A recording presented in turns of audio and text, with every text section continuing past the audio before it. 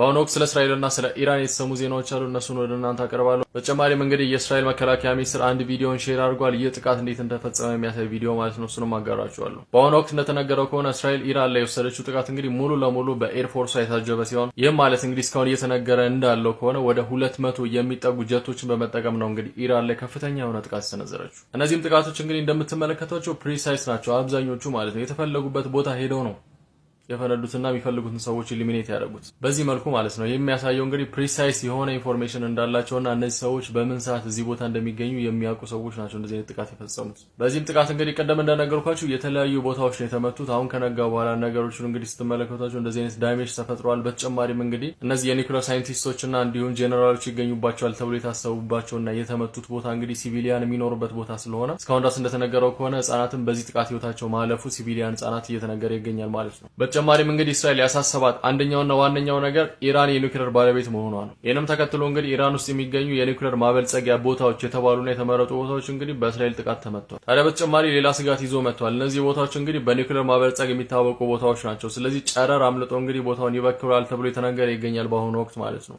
ቀደም እንደነገርኳችሁ እስራኤል እነዚህን ጥቃቶች ፈጽማቸዋለች የሚባለው እንግዲህ ወደ 200 የሚጠጉ ጀቶችን በመጠቀም እነዚህንም ጀቶች በመጠቀም እንግዲህ ብዙ ሺህ ኪሎ ሜትሮችን አቋርጣ ነው ኢራን ላይ ጥቃት የፈጸመችው። በዚህ ወቅት ደግሞ ኢራን ውስጥ የሚገኙ የአየር መቃወሚያዎች ፕሌኖቹን መተው እንዳይጥሏቸው እንግዲህ ምን አይነት መንገድ ተጠቀመች የሚለውን አይዲኤፍ እንግዲህ ፖስት ያደረገው ቪዲዮ አለ። እሱን ላሳያችሁ።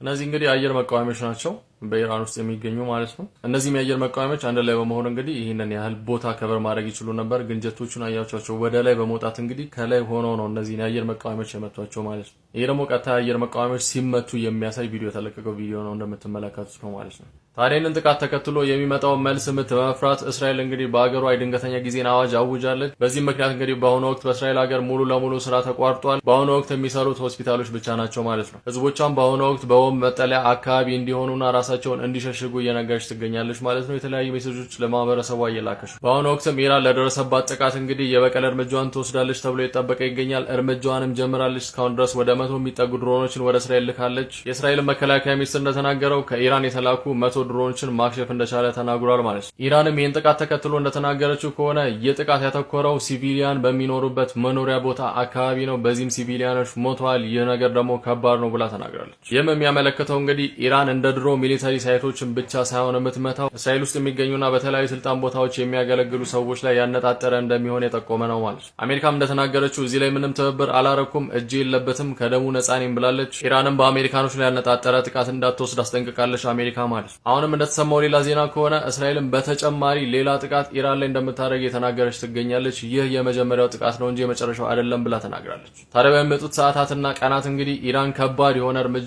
እስራኤል ላይ ትወስዳለች ተብሎ ይታሰባል። አዲስ ነገር ካለ ለእናንተ ማድረስ ይሆናል። ይህ ነገር ቶሎ እንዲደርሳችሁ እንግዲህ ፎሎና ላይክ ማድረግ እንዳትረሱ። ብሩክ ነኝ። መልካም ቀን ይሁንላችሁ።